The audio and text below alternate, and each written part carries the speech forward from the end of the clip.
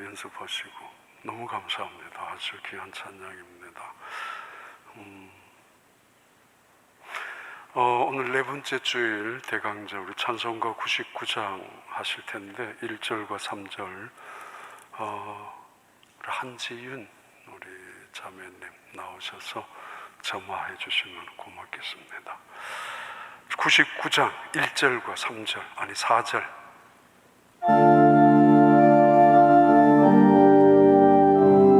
오직 하나님만이 희망인 것을 갈망하며 앙망하는, 그래서 촛불이라도 붙이는 그런 절기입니다.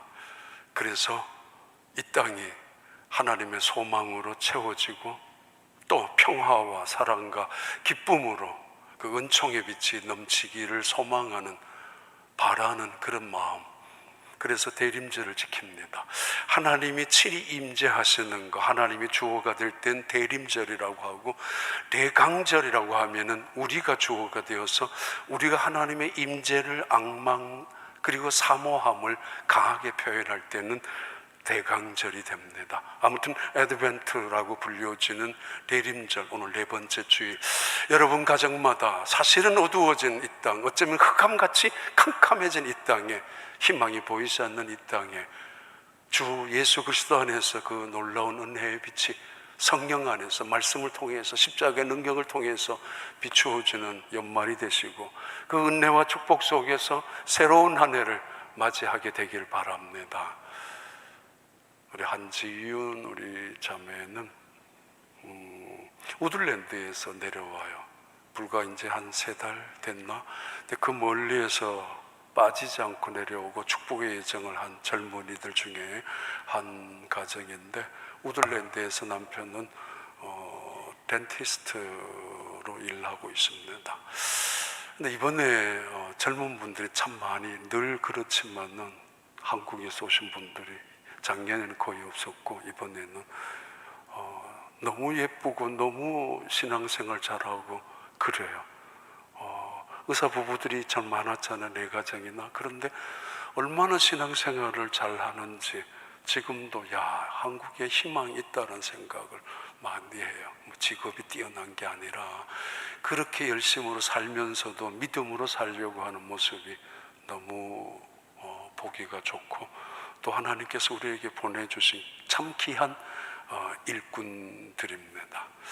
우리 한지은 자매님 가정에도 새로운 한 해 하나님의 축복이 가득히 넘치길 바랍니다. 2008년 8월 28일 캘리포니아 도로에서 한 교통사고가 일어났습니다. 그래서 그 교통사고를 통해서 4명 가족, 친척이 참변을 당하고 말았습니다.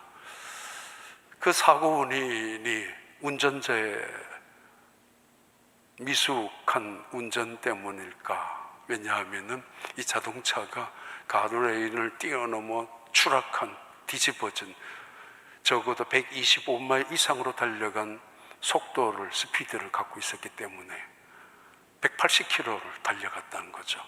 거의 200km를.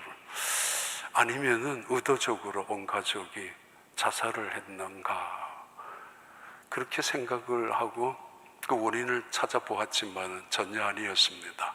운전자는 베테랑 경찰이었고, 더군다나 교통경찰이었고, 그리고 결정적으로 9/11에 남아있는 구조 요청에 그들이 했던 메시지가 고스란히 남아 있었기 때문입니다. 다급한 목소리로 뒷좌석에 있는 누군가가 9/11에 전화해서 지금 우리가 큰일 났다고, 액셀레이터를 밟았는데 이게 튀어나와야 되는데 발을 놓으면은 나오지를 않아서 계속 125마일, 130마일로 계속 달려가고 있다고, 브레이크로 발을 옮겼는데도 브레이크조차 제대로 작동하지 않는 그런 시간에 9/11에 전화한 겁니다. 큰일 났다고, 빨리 도와달라고. 그런데 그걸 달려가는 차를 어떻게 막을 수가 있습니까? 결국 그 사건이 너무 잘 아니까 우리가 2008년 10월 11월 그리고 2009년 그리고 2010년 1월 2월 달 전 세계에 흩어져 있었던 생산 1년 동안에 판매되었던 차량 1,000만 대를 리콜을 했습니다. 토요타, 렉서스 자동차 사고였습니다. 지금 렉서스 타고 다니는 분들은 조금 불안할런지 모르지만 전혀 그거는 아닐 것이고, 처음에는 은폐하고 처음에는 변명하고 그랬었죠. 축소하고 그 사건을. 그러나 거듭되면서 결국은 미국 의회 청문회도 나가면서 그 토요타 회사 회장의 손자였던 토요타 아이코라는 사람이 청문회 선상에서 확실하게 사과를 했습니다. 그냥 적당히 스미마생 이 정도가 아니라 정말 온 마음을 다해서 힘을 다해서 했던 말입니다. 모시와케 고자이마생, 대단히 죄송합니다. 인정하는 거죠. 그리고 잘못했는 것을 책임을 지겠다는 말이었습니다. 그러면서 시작된 1,000만 대 리콜이 토요타 회사가 가졌던 그 문제의 해결 시작이었습니다. 1,000만 대를 리콜한다는 건 이거는 회사로 입장에서 망한다는 거죠. 인건비만 생각하더라도, 차 부속품만 바꾸는 걸 생각하더라도, 공장을, 미국 내에 있는 공장까지 전부 다 일주일, 정말 한 달 멈춘다라는 것은, 이것은 생각하기도 싫은 엄청난 문제입니다. 그런데도 이 모든 것을 각오하고 그들은 리콜을 했습니다. 리콜이란 과거로 되돌아가자라는 이야기가 아닙니다. 리콜은 간단히 다시 시작하자라는 의미도 아닙니다. 어쩌면 철저하게 지금까지 했던 것을 부수고 하나씩 처음부터 하자라는 의미이기도 합니다. 우린 코로나 바이러스가 그렇게 지나갈 줄 알았습니다. 2년이나 지금 기다려왔지만은, 그래서 포스트 코로나를 기다리고, 그래서 코로나 이전에 그리고 이후의 삶이 어떻게 달라질 것인가를 생각하고 또 예측해 왔었습니다. 그러나 변하지 않고 떠나지가 않는 이 코로나 바이러스를 보면서 결국은 위즈 코로나를 이야기하고 있습니다. 어쩔 수 없다고, 같이 살자고, 그러면서 이겨나가자고.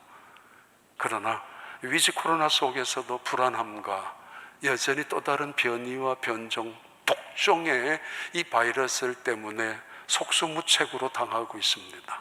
그래서 비욘드 코로나를 다시 시작하기를 원하고, 아니, 하나님 앞에서 어쩌면은 우리 온 세상의 교회를 리콜하는 것이 아닌가, 그렇게 생각하면서 하나님 앞에 리콜의 자리로 돌아가야 될 때라고 볼 수 있습니다. 대단히 죄송하지만은 우리 교단에 그래도 어쩌다가 총회장이 되었는데, 그러면 누구나 하는 거니까 시간이 지나면 우리 온 교단의 편지를, 총회장 서신을 거듭했습니다. 우리가 첫째는 위즈 코로나에서 포스트 코로나에서 위즈 코로나로, 위즈 코로나에서 비욘드 코로나로, 아니 그 이상의 비욘드 코로나가 아니라 리콜의, 하나님 앞에 리콜의 자리로 우리가 우리 자리를 찾아가자고, 온 교회가 하나님께서 어쩌면은 그런 의미로 우리에게 기다리고 계시고 손짓하시고 계시고 또는 메시지를 주고 계신다라고 믿기 때문입니다. 이스라엘 백성들, 그들은 지금 탄식하고 절망합니다. 그리고 하나님을 향하여 원망까지 합니다. 왜 우리나라를 포로로 잡혀가게 하셔야 했습니까? 하나님을 믿는 민족으로 택해 주셨다면 적어도 우리 민족을 망하지 말게 했어야 옳았는데, 하나님은 그 민족을 망하게 했었고, 더더구나 예루살렘 성전이 회파가 된 지 무너진 채로 그대로 두고 이스라엘 민족을 바벨론의 포로로 끌려가게 했단 말입니다. 그래서 그들은 절망했었고 원망했습니다. 시간이 지나서 하나님의 약속대로 그들은 예루살렘으로 꿈꾸는 것처럼 기쁨에 눈물을 흘리고 예루살렘으로 포로에서 자유를 얻고 마치 출애굽했었던 조상들이 그랬던 것처럼 그들은 기적을 가지고 예루살렘에 돌아왔습니다. 그런데 하나님 약속하신 그 약속은 성취가 되지 않았습니다. 예루살렘 구석은 그대로 황무지였고 사람들은 다시 옛날처럼 자기 집을 짓는데 급급했었고 지붕 칠하는 색깔을 가지고 싸우기도 하면서 예루살렘 성전에 돌아가기만 하면 성전을 다시 재건해서 그때 그들이 그렇게 사모했었던 하나님 앞에 예배를 드리고 싶었던, 가슴을 치고 눈물을 흘리고 찬양하고 싶었지만은 그러나 그들은 돌아온 대로 하지 않았습니다. 성전은 해파된 대로 그대로 놓여져 있었습니다. 그래서 그들은 더욱더 뜻있는 사람들은 절망하고 생각 있는 사람들은 하나님은 도대체 어떤 분인가? 우리가 하나님을 믿는 민족이라면 이방인들, 우상을 믿는 민족과는 달라야 되고 우리를 지켜줘야 하는데 도대체 하나님은 어떤 분인가 불신하기 시작했었던 그때입니다. 더더구나 그들의 마음속에 가장 앙금으로 남아있는 것은 우리가 그렇게 잘못했다 할지라도, 우리가 그래서 나라가 망했다 할지라도, 포로에서 해방을 시켜주었다 할지라도, 아니 우리가 이방인들보다가 더 악한 짓을 했냐 말이에요. 아니거든요. 하나님을 믿는 우리 민족이 망했다면 하나님의 이름이 어디에 가며 하나님의 영광이 되겠습니까? 아니 이방인들, 우상을 믿는 마르둑 우상이나 아세라 우상이나 바알 우상을 섬기고 있는 저 민족은 그대로 보이는 대로 강하게 보이고 우상을 붙잡고 살아가는 그 민족은 한 번도 망하지도 않고 있거든요. 이건 뭐예요? 왜 이럴 수가 있습니까? 라는 탄식을 하고 있는 그때입니다. 그들은 그래서 예수 믿는 것을, 하나님 믿는 것을 그렇게 감동적으로 생각하지를 못하고 있었습니다. 교회, 우리 어릴 때만 하더라도 교회가 좋았죠. 설문지 조사에 너희들 종교난이 뭐야? 그럼 흔히 흐레이 기독교라고 적었습니다. 교회 다니면 다 크리스찬인 줄 알았고 교회만 가면은 기독교인 줄 알았기 때문이고, 그리고 그 당시에 교회 다니는 것이 부끄럽지도 않았고 또 자랑스럽기도 했기 때문입니다. 가끔씩 옛날 친구들이 매일 보면은 너가 그때 중학교 때 또는 국민학교 때 나 데리고 교회 간 적 있지 않느냐고, 그래도 너가 목사 될 줄 몰랐다고 뭐 그렇게 매일 하기도 합니다만은, 그때 교회 다니는 것이 따뜻했었고 위로가 되었고 우리가 삶에 살아가는 커다란 울타리가 되었고 언제나 놀이도 모든 시간 언제나 교회에 있었으니까요. 그래서 교회에서 자랐고 그것이 우리의 꿈이었기도 했습니다. 온 교인들은 모두가 한 가족처럼 여겼고 바로 이때 크리스마스 시즌에는 교회가 마치 잔치처럼, 크리스마스 이브 때는 젊은 아이들, 어린 아이들 할 것 없이 정말 축제를 벌이는 그 시간을 보냈던 것이 옛날 교회였습니다. 미국 와서 30년, 40년, 50년 전에 그때만 하더라도 교회를 왔죠. 모이는 장소가 교회였기 때문에 모이면은 뭐라고 그래요? 김 사장, 이 사장, 박 사장 이리 와, 아니면은 닥터 김, 닥터 박 뭐 이렇게 모이면서 서로가 김 박사, 이 박사, 아니면은 이 사장, 김 사장 이렇게 부르면서 때로는 예배 후에 담배도 피우고 맥주 파티도 하고 바비큐 파티도 하면서, 그러나 시간이 지나면서 집사님 바뀌게 되었고 장로님, 권사님 호칭이 바뀌게 되었잖아요. 그것만 바뀌는 게 아니라 그때 왠지 교회 가면 따뜻했었고 그때 가면 교회 가면 힘이 되었고 이민자 삶 속에서 외로움이 도대체 이 어디에도 같은 동족이 없던 그 시대에 정말 그때 살면서 교회는 우리에게 보금자리 같은 힘이 되는 것이었잖아요. 그렇게 힘겹게 살면서도 교회 와서 땀을 흘리고 기도하고 그렇게 밤이 맞도록 충성스럽게 교회를 섬기다가 집에 가도 지칠 줄 몰랐고 원망하지 않았습니다. 바쁘다는 핑계로, 이제는 비즈니스가 커졌다는 이유로 등한히 여기지도 않았습니다. 근데 언제부턴가 교회는 따뜻한 곳이 아니라 이상하게 냉정한 냉소가 있는 곳이기도 하고, 교회를 생각하면 가슴이 뭉클하고 감동이 있는 것이 아니라 때로는 가야 되나 말아야 되나, 코로나 바이러스로 인해서 더더구나 갈까 말까 선택이 되고 말았습니다. 언젠가 우리에게는 교회가 늘 그리움이었고 또는 우리 마음속에 행복을 주는 곳이었지만 어느 순간 교회는 때로는 두려운 존재가, 혹시라도 병이라도 걸리면 어떻게 되지?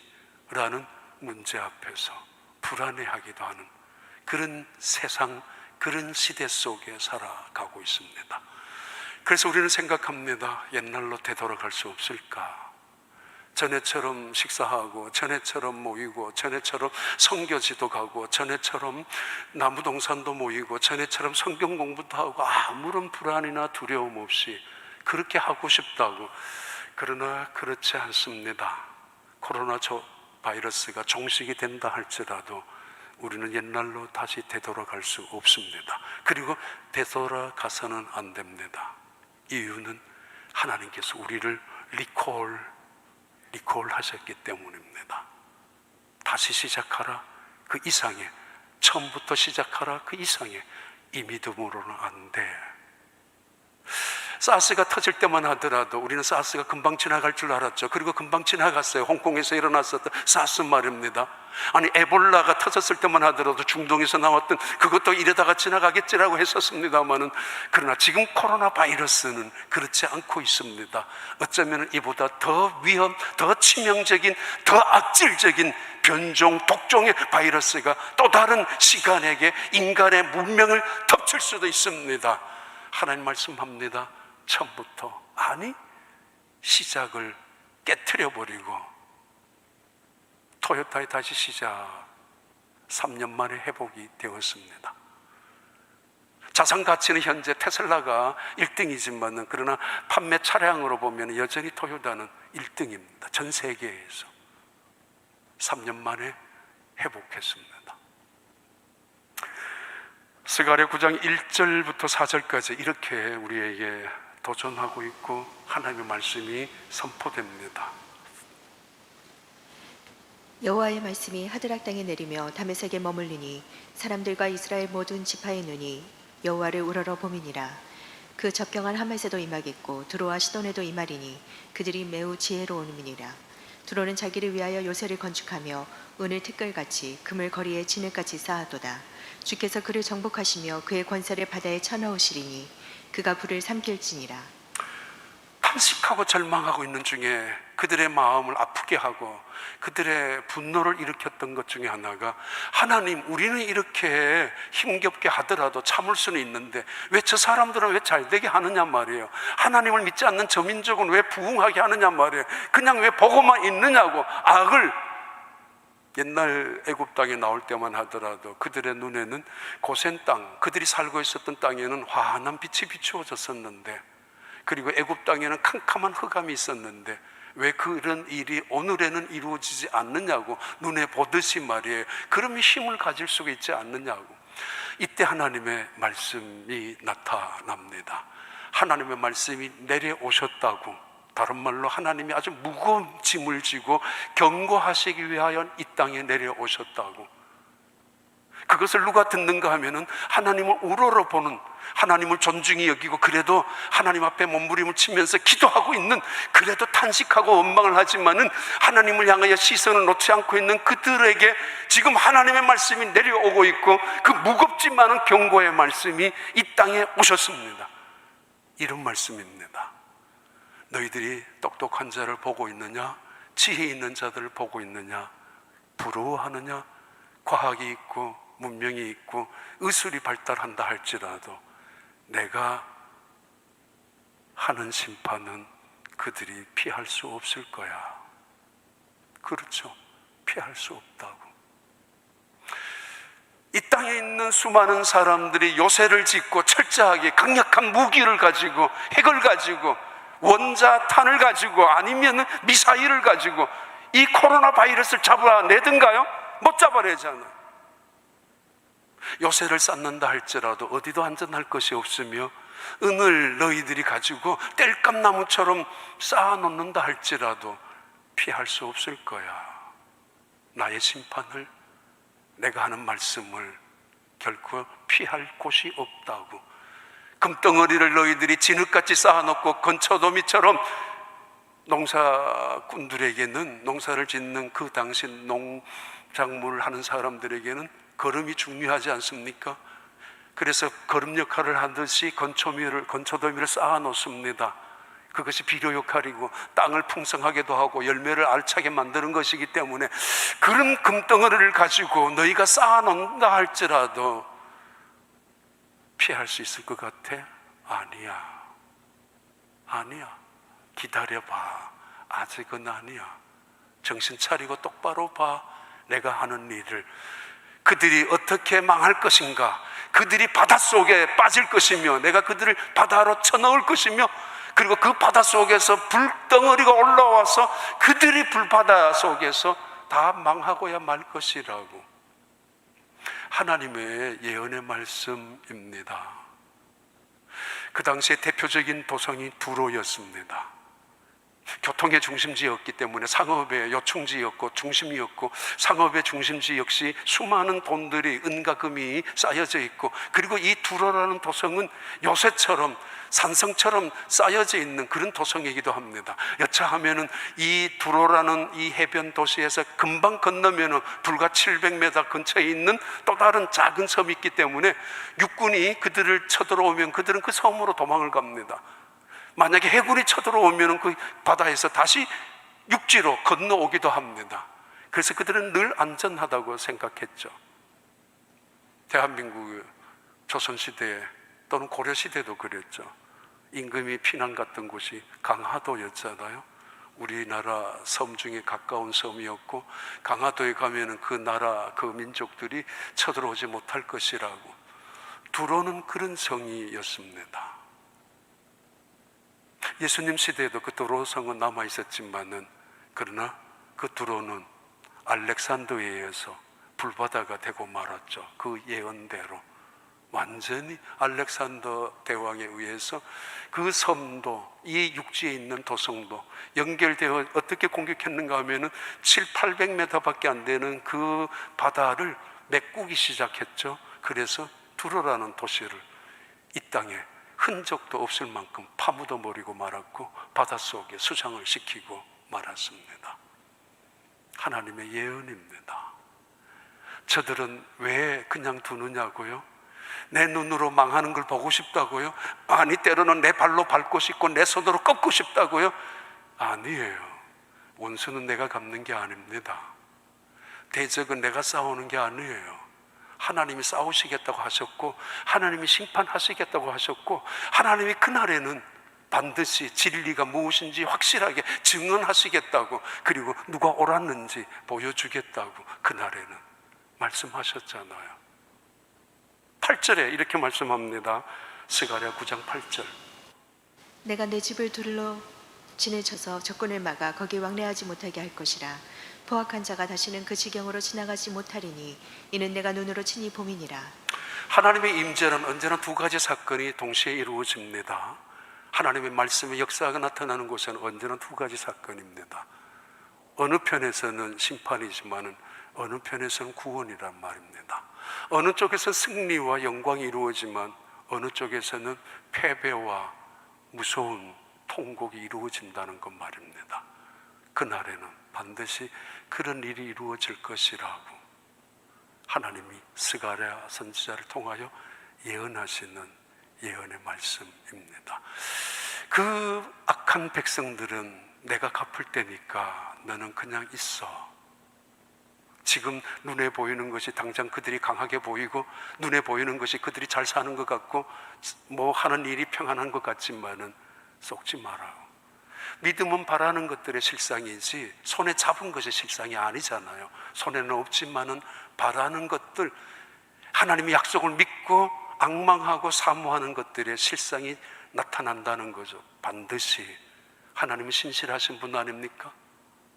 믿음은 보이지 않는 것들의 증거라고. 보는 것을 보고 믿는다면 그건 누가 못 믿겠습니까? 보는 것을 믿고 따라간다면 그걸 믿음이라고 할 수 있나요? 아니잖아요.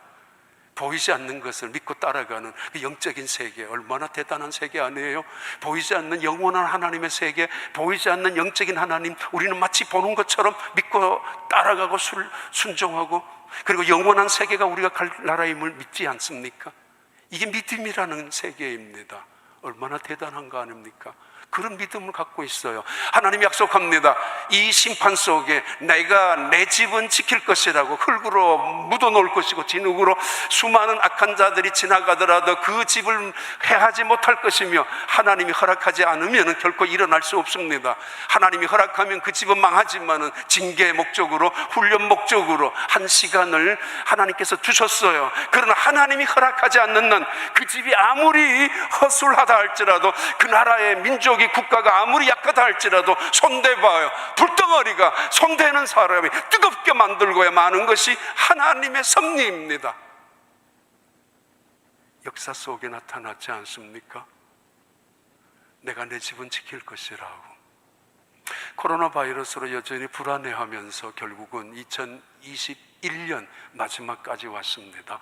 하나님의 약속이죠. 작년 1년 동안 드렸던 기도의 제목이었지 않습니까?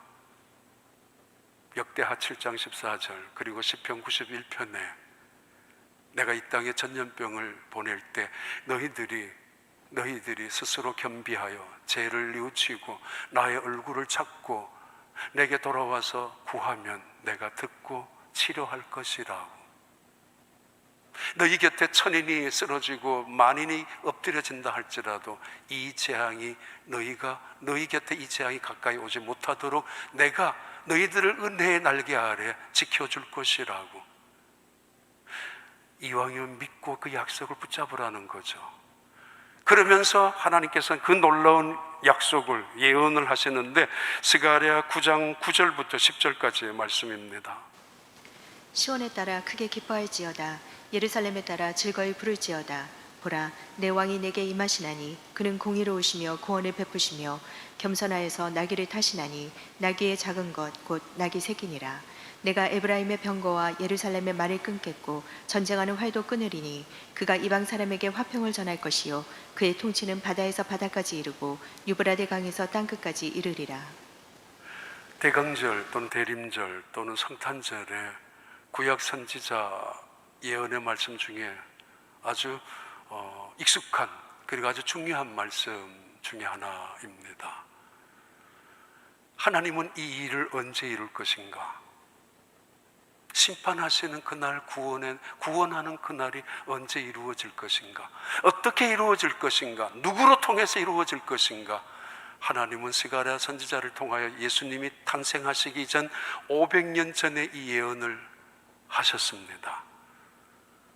시온에 따라 즐거워하라. 예루살렘에 따라 춤을 추라고, 소리를 높여 노래하고 춤을 추라고. 최고의 잔치 순간에 소녀들이 나와서 노래 부르는 거, 더 이상 기쁨이 없을 만큼 가장 아름다운 절정의 그 잔치의 분위기를 소녀가 나와서 노래하는 순간을 의미한다면, 예수님께서는 이 세상의 최고의 잔치, 최고의 축제를 예언하고 있습니다. Rejoice greatly. 아주 위대한 놀라운 노래를 부르라고. Daughter of Zion, 시온의 딸들아. Shout! 이 세상의 예루살렘의 딸들아, 온 세상의 하나님의 백성들을 향하여 예언하는 말씀이죠. 왜 춤을 추고 왜 노래해야 되고 왜 소리를 높여야 합니까? 왜 즐거워해야 됩니까? 그들의 탄식과 원망을 거두고 그들의 불안과 두려움을 거두고 이제는 춤을 추며 고백하며 찬양하라고. 왜요? See, your kings comes to you. 너희의 왕이 오신다고. 너희의 왕이 오신다고. He is righteous. 그는 공의로우시며 He is having salvation. 그는 구원을 갖고 계시는 분이라고.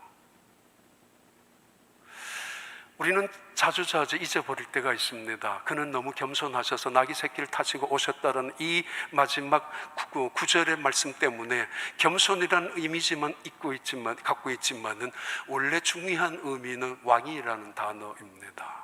그는 왕이십니다. 그것도 만왕의 왕이십니다. 이 세상에 이런 왕이 언제 있었습니까?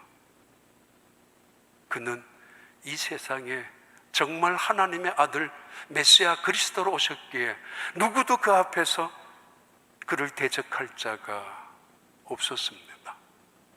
그는 왕이기 때문입니다.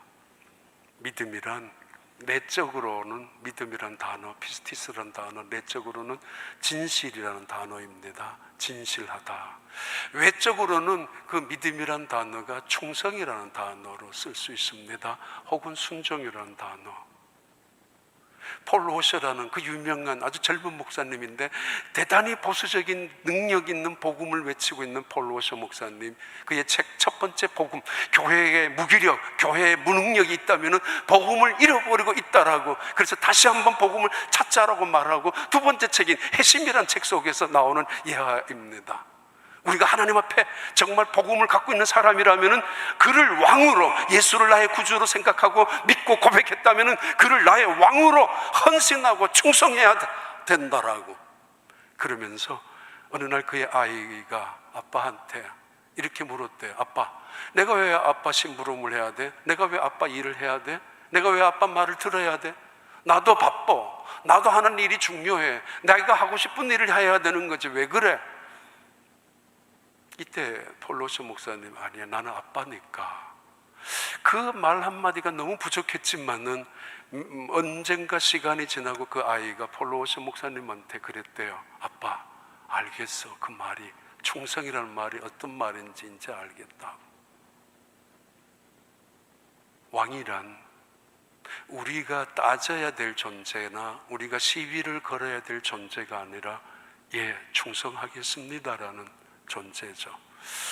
그분이 우리를 보호하시고 지켜주시고 인도하신다라는 것 때문에 때로는 우리가 그를, 나를 섬기는 하인처럼 생각할 때가 있고, 내가 기도하고 하나님의 뜻 속에서 내가 내 뜻을 이루어 달라고 요구하고 아니 간청하고 매달릴 때 때로는 그 하나님은 마치 나의 심부름꾼처럼 생각할 수도 있습니다. 그러나 그 하나님은 결코, 그 예수님은 절대로 나의 하인이나 섬김을 하는 종이 아니라 왕이시란 말입니다. 그는 이 세상에 왕으로 오셨습니다. 내가 충성을 다짐하고 고백하는 그런 존재로 말입니다. 어느 목사님의 설교 중에 나와요. 자기 교회 영화배우, 유명한 영화배우가 나오는데 그분이 어떻게 그렇게 겸손할 수 있는가, 목사님이 한 번 이야기하던 중에, 농담하던 중에 이분이 그랬대. 영화배우가 어느 날 자기가 왕의 지위를 가지고 왕의 역할을 했대요. 뭐 선배들, 후배들, 모든 사람들 왕 앞에서 꼼짝 못 하잖아요. 기분이 너무너무 좋아서 기세등등하게 연기도 하고 끝나고 그랬는데 감독이 그랬대요. 오버하지 마세요. 당신이 감독이 아니라고. 잠깐 왕의 자리에 있는 것이고 연기라고. 오버하지 말라고. 착각하지 말라는 거잖아요. 너무. 그 뒤로 그는 참 겸손하게 연기도 했었고 살 수 있었다라고 이야기를 농담처럼 목사님하고 대화 중에 했었다라는 겁니다. 그는 왕입니다. 그리고 왕인데 겸손하셔서 나귀 새끼를 타시고 오셨습니다. 왕 행세를 하시고 왕의 자리에서 언제나 군림하시는 분이 아니라 섬기는 자리로 내려가셨고 죽는 자리까지 내려가셨습니다. 일부 예배 때 말씀을 드렸습니다만, 아니 오래전에도 말씀드렸습니다만, 우리 고향에 별 2개, 별 4개까지 올라간 장군이 있었는데 이분 별 2개였을 때 이런 꿈을 꾼 적이 있었다는 이야기를 여러 차례 간증을 했었던 이야기입니다. 별 2개면 굉장합니다. 리무진 같은 세단이 나옵니다. 별 2개면은 사단 안에 들어가면 사단 병력 2,000명, 4,000명이 꼼짝도 못합니다. 그 깃발이 올라가 있으면 조용합니다. 장군이 있으니까. 의장대 사열들 받습니다. 걸을 때마다 도열합니다. 뭐 수많은 사람들이 꼼짝 못합니다. 명령이 절대적입니다. 근데 꿈을 꿨대요. 갔는데 사람들이 전부 모자를 다 쓰고 면류관을 쓰고 하나님 앞에 막 달려가는데 자기 모자는 없더래요. 별 달고 있는 장군 모자가. 아무리 찾아도 없어. 아니 누구라도 와가지고 자기를 모시고 가야 되고, 아니면 자기가 걸어가면 수많은 사열대가, 군장대가, 아니면 군인들이 도열해가지고 격리하고 엎드리고 있어야 되는데 이게 뭐야? 아무도 본 척도 안 하고 모두가 달려가요. 면류관을 쓰고. 그러니까 이게 큰일 났어요. 뭔가 써야 되는데, 근데 들고 써보니까 쫄병, 그것도 훈련병 모자밖에 없더래요. 그거라도 쓰고 있는 순간에 꿈을 깼다고. 그분의 간증이에요. 내 평생 좋은 차 타고 다녔는데, 내 정도라면 좋은 집에 이 정도는 살아야 되는데, 내 정도라면 내 남편이, 내 아내가, 우리 집안이, 우리 아버지가 이 정도면 나 이럴 정도는 옷을 입고 살아가야 되는데, 어디 가도 이 정도 자리는 주어야 되지 않느냐라고 생각했는데, 꿈꾸고 난 다음에 너무 부끄러워서 이제부터는 나귀 새끼를, 내가 나귀가 새끼가 되고 예수님을 태우고 살겠다고. 앞으로는 이만한 축복이 어디에 있어요? 내가 예수님을 태울 수 있다면은 이만한 영광이 어디에 있어요? 내가 연약한 내가, 보잘것없는 내가 예수 그리스도를 높이는 수단이 되고 그분을 예루살렘에 입성시키는 도구로 사용될 수만 있다면 얼마나 대단한 거 아닙니까? 그래, 결론을 드릴게요. 스가랴 9장 마지막 절 봐요. 스가랴 9장 11절부터, 아니지 15절부터 17절까지 읽어봐요. 만군의 여호와께서 그들을 호위하시리니 그들은 원수를 삼키며 물맷돌을 밟을 것이며 그들이 피를 마시고 즐거이 부르기를 술 취한 것 같이 할 것인즉 피가 가득한 동이와도 같고 피 묻은 제단 모퉁이와도 같을 것이라. 이날에 그들의 하나님 여호와께서 그들을 자기 백성의 양떼같이 구원하시리니 그들이 왕관의 보석같이 여호와의 땅에 빛나리로다. 그의 형통함과 그의 아름다움이 어찌 그리 큰지 곡식은 청년을, 새 포도주는 처녀를 강건하게 하리라. 겸손하셔서 베들레헴에, 그것도 마구간에 오셨던 예수님, 나귀 새끼를 타고 예루살렘에 입성하셨던 예수님, 작은 겨자씨 한 알 같은 것으로 하나님의 나라를 비유하셨고 이루게 하셨던 그 예수님, 보잘것없는 작은 어부들을 등용, 채용하셔서 새로운 일을 시작하셨던 예수님, 물고기 2마리, 보리떡 5개로 아주 작은 것, 그것도 어린아이의 손에 있는 런치 스페셜 박스 하나 가지고 놀라운 기적을 5,000명, 6,000명을 먹이게 하셨던 예수님, 그렇게 그 인생이 끝날 줄 알았고 그는 십자가의 처형을 당한 채로 이제는 온 세상이 그를 잊어버릴 줄 알았습니다. 그러나 그렇지 않았습니다. 제국이라는 이름으로 아수리아가 등장했고, 제국이라는 이름으로 바벨론이라는 나라가, 페르시아 나라가, 알렉산더, 그리스, 로마, 그리고 나폴레옹 또는 몽골의 징기스칸의 제국 시대가 있었지만은, 그래서 수많은 땅을, 영역을 침범했지만은 눈 녹듯이 사라지고 말았고 없어지고 말았습니다. 예수님, 처형당하셨던 예수님은 지금도 세상 구석구석에 남아 계십니다. 작년부터 금년까지는 전혀 못 가고 있었지만은 지난 20년, 30년 동안에 아프리카, 파리, 런던, 마다가스카르 또는 남미, 중남미, 아시아, 말레이시아, 또 필리핀 또는 베트남, 선교사님들 모이는 데마다 다 갔었고, 선교사님들 모임의 대회나 수련회나 다 찾아다녔습니다. 인도까지. 거기는 인도 학생들.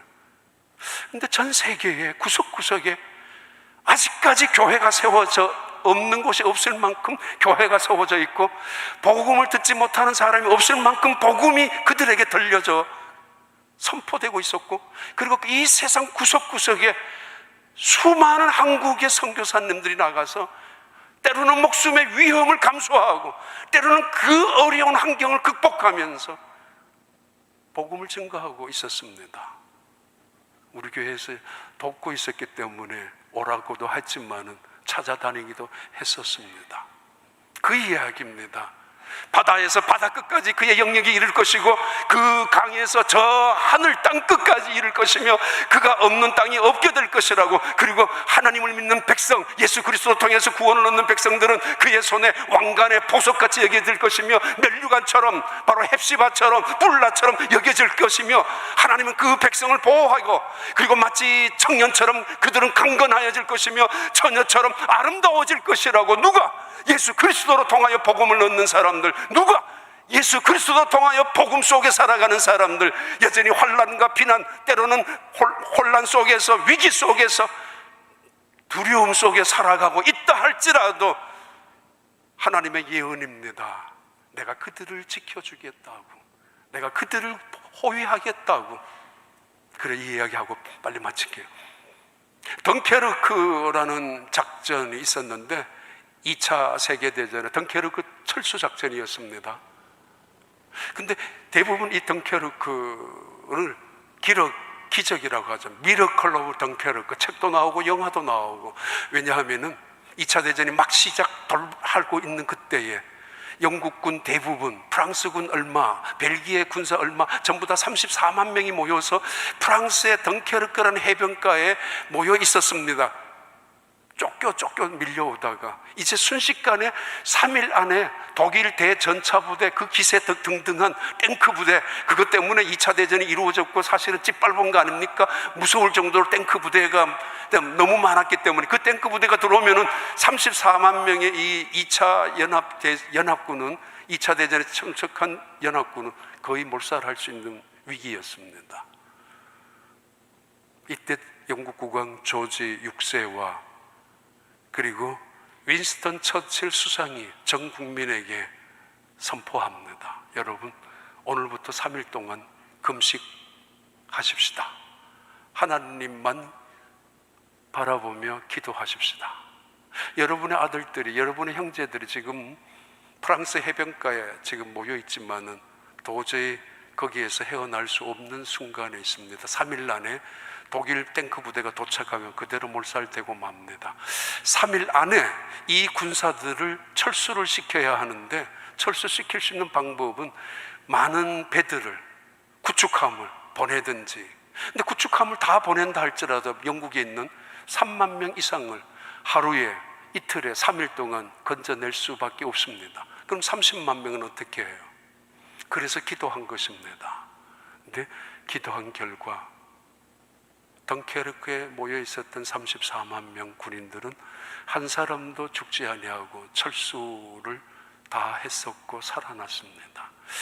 영국에서 수많은 군인들의 배들이 있었고, 그리고 많은 어선들, 상선들, 그리고 하물선, 심지어 왕궁에 있는 구명정까지 동원해서 420척의 배들이 다 바다로 모여들었습니다. 그런데 더 큰 기적은 하늘에서 폭우가 쏟아지기 시작했기 때문에 독일 대전차 부대가 이동을 못했습니다. 3일 만이면 충분히 갈 수 있는 거리였지만 8일 동안 꼼짝도 못했습니다. 폭우가 쏟아져서 진흙창이가 되었기 때문이고, 그래도 갈 수가 있었지만 히틀러가 명령을 내리지 않았기 때문입니다. 혹시라도 음모가 있지 않을까, 저거 작전에 우리가 이대로 실행하면은 거기 가다가 실패할 수 있지 않는가, 쏘을 수 있지 않는가, 유인 작전이 아닌가, 왠지 불안했던 이 히틀러가 명령을 내리지 못했기 때문에 결국 9일 만에 이동을 시작했었지만은 이미 34만 명은 완전히 철수한 이후였습니다. 폭우가 쏟아지는 그 자리에, 그러나 바닷가에는 첫날 천둥과 번개가 친 것 이외에 그 다음 날부터 이 모든 34만 명이 떠나올 때까지 너무도 고요했고 너무도 잔잔해서 헤엄을 칠 만큼, 걸어서 바다로 뛰어들 만큼 그렇게 잔잔한 시간이었다고 했습니다. 그래서 그때의 사건을 미러클 오브 덩케르크라고 부른다고 합니다. 우리는 하나님의 약속을 붙잡고 살아갑니다. 하나님이 약속하셨습니다. 내가 너희를 호위하겠다고, 영광스러운 그리고 능력의 빛으로 지켜주겠다고. 하나님의 약속을 붙잡고 이번 한 해도 이겨나가시고 새로운 한 해, 하나님이 우리 교회를 리콜하셨잖아요. 하나님 앞에. 한국 지난달에 나가서 꽤 많은 교회들을 다녔지만은 여러 곳에 그 이야기 했습니다. 우리 교회가, 우리 교회들이 하나님 앞에 리콜 하는 자리에 있지 않느냐고. 이 믿음으로는 안 되니까, 이렇게 살아서는 안 되니까, 이렇게 봉사해서도 안 되니까, 이런 예배도 안 되니까 다시 옛날로 돌아가자는 이야기가 아니라 처음부터 다시 하자는 이야기죠. 하나님의 은혜와 축복이죠. 하나님이 주신 기회죠. 그 믿음 속에 능력과 그 믿음 속에 함께하는 하나님의 영광을 바라보라는 이야기 아닙니까? 그런 은혜의 시간 절기가 되기를 바랍니다. 하나님 감사합니다. 하나님의 축복하심이 온 가정들, 일터들마다 넘치게 하여 주시고, 하나님의 그 축복 속에서 새로운 한 해도 맞이하며, 이제는 비욘드 코로나 속에 극복하며, 아니 인 크라이스트, 하나님 안에, 예수님 안에서 이 모든 것을 이겨나가는 하나님의 백성들 되게 하여 주시옵소서. 예수님 이름으로 기도하옵나이다.